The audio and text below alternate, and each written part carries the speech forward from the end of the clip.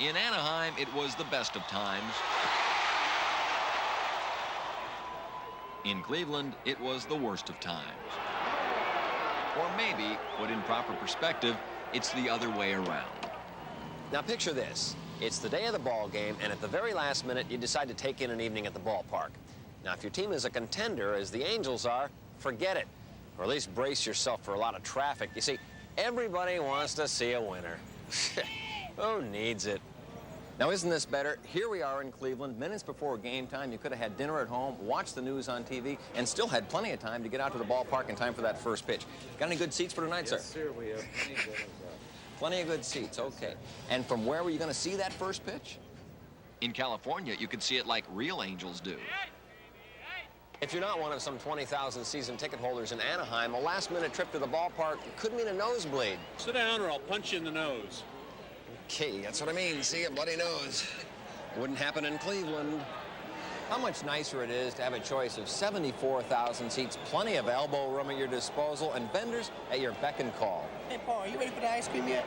Daryl, I'd love to right now, but I'm really kind of full. Maybe a little bit later. Thanks for thinking of me. I appreciate it. You think you get this kind of treatment in Anaheim? Forget it. Try the concession stand. If you can find a line that's shorter than an inning.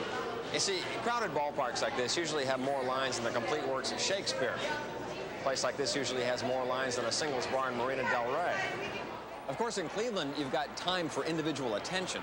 Paul, I got this great new line of shirts to show you. Hey, Paul, come here. Come here. I've whipped up here something special just for you. Yeah, I have a Cleveland Indians pretzel, soft pretzel. Hey, you guys really didn't have to. Hey, I'm impressed.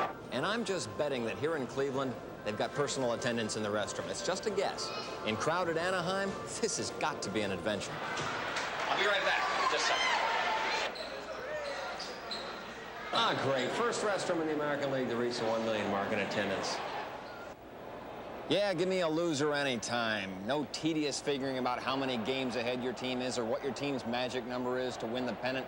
And in October, when those other teams are in the playoffs, you can concentrate on football. Have I convinced you yet? No! I didn't think so. For the Coors Sports page in Cleveland.